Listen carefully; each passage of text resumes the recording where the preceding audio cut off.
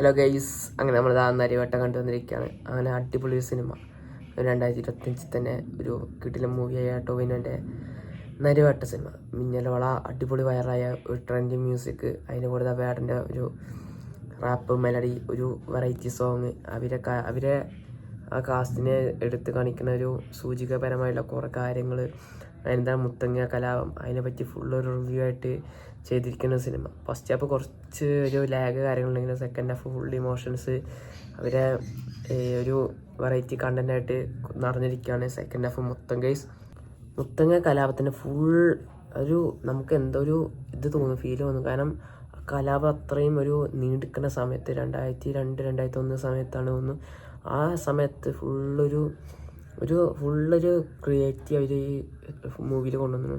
കാരണം ആ മൂവി നമ്മൾക്ക് കാണുമ്പോൾ തന്നെ തോന്നുന്ന ഒരു ഇമോഷൻസ് കുറേ വർക്കാവുന്നതും, പിന്നെ ഒരു പ്രതിഷേധ പ്രകടനങ്ങളും, പിന്നെ അവർക്ക് അതിനുള്ള കുറേ കാര്യങ്ങളും പിന്നെ പോലീസിൻ്റെ ആക്രമണവും കാര്യങ്ങളും, പിന്നെ ആ സമയത്തുണ്ടാകുന്നത് മൊത്തം ആ സിനിമയിലൂടെ നമുക്ക് കാണിച്ചിട്ടുണ്ട് അവർ. അതിനാണ് ഈ സിനിമ ഒരു സെക്കൻഡ് ഹാഫ് ഒരു ഇമോഷണലിന് ഫുള്ളൊരു വെറൈറ്റി കണ്ടന്റ് അവർ പിടിച്ചിരിക്കുകയാണ്. ഗൈസ്, അതിലൊരു നമുക്കിന്നെ തോന്നും ഇത് ഇത്രയൊരു സംഭവങ്ങൾ ഉണ്ടാകുന്നു, നമുക്കിന്നെ തോന്നിപ്പോണ പല രംഗങ്ങളും ഇതിലുണ്ട്. ഗൈസ്, സത്യം പറഞ്ഞാൽ നമ്മളെ ഒരു ARM ഫീലില്ല, പണ്ടത്തെ ഒരു കാര്യങ്ങൾ എടുത്ത് കാണിക്കുന്ന സിനിമ. അതിനാണ് ടോവിനോൻ്റെ മൂവിയിൽ സംഭവിച്ചിരുന്നത്. നരിവേട്ട എന്ന സിനിമയിൽ മുത്തങ്ങ ആ സ്ഥലത്ത് നിന്ന് എടുത്തൊരു ക്ലിപ്പുകളൊക്കെ സൂപ്പർ സാധനങ്ങൾ, അതായത് നമുക്ക് ലാഗ് അടിപ്പിക്കാതെ നമുക്കിന്നെ ഒരു ഇതൊക്കെ ഫീലിങ്. അങ്ങനെ ഓരോരോ സംഭവങ്ങൾ ചെയ്യുമ്പോൾ ഇപ്പോൾ RR പട്ടാളക്കാർ വന്ന് അവരെതിരെ യുദ്ധം ചെയ്ത് തിരിച്ച് യുദ്ധം ചെയ്യുന്ന സമയത്തൊരു ഹാപ്പിനെസ് ഇല്ല അങ്ങനത്തെ. പിന്നെ വേടൻ്റെ സോങ്, പിന്നെ അവർ ഓരോരോ സീനുകൾ അത്രയൊരു നമുക്കിന്നെ തോന്നുന്നത് ഒരു AI വെച്ച് ക്രിയേറ്റ് ചെയ്തതും കൂടി തോന്നാത്ത തരത്തിൽ. AI അല്ലെങ്കിലും അങ്ങനത്തെ ഒരു സ്പെഷ്യൽ, അതായത് ഇപ്പോൾ AI വെച്ച് നമ്മൾ കുറേ സെർച്ച് ചെയ്ത് കഴിഞ്ഞാൽ കലാപത്തിൻ്റെയൊക്കെയും കുറേ ഫീച്ചേഴ്സ് കിട്ടും.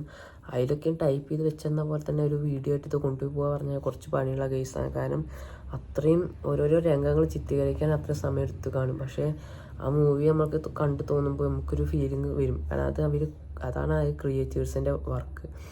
ആർട്സ് ആയാലും ഏത് മേഖലയായാലും ആ ലെവലിലേക്ക് അവർ കീപ്പ് ചെയ്ത് കൊണ്ടുവരുന്നു. നല്ലൊരു സിനിമയാണ് നരിവേട്ട. കാരണം അതിൽ കുറേ സംഭവങ്ങൾ അവർ കാണിക്കുന്നുണ്ട്. ഇതൊക്കെയാണ് ആ കാലത്തുണ്ടായതെന്നും അവർ ചൂഷണങ്ങളും മറ്റേ കാര്യങ്ങളെല്ലാം അതിൽ കാണിച്ച് ലാസ്റ്റ് നമുക്കൊരു ഇമോഷണലായിട്ടൊരു ഇത് തോന്നിപ്പിക്കുന്ന ഒരു മൂവിയാണ് നരിവേട്ട.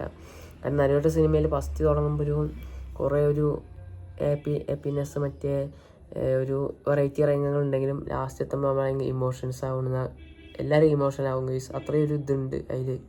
എനിക്ക് ഫസ്റ്റ് ഹാഫിനേക്കാളും ഇഷ്ടപ്പെട്ട് സെക്കൻഡ് ഹാഫാണ്. കാരണം സെക്കൻഡ് ഹാഫിൽ ഒന്നുകൂടി കഥയും കാര്യങ്ങളും കൂടുതൽ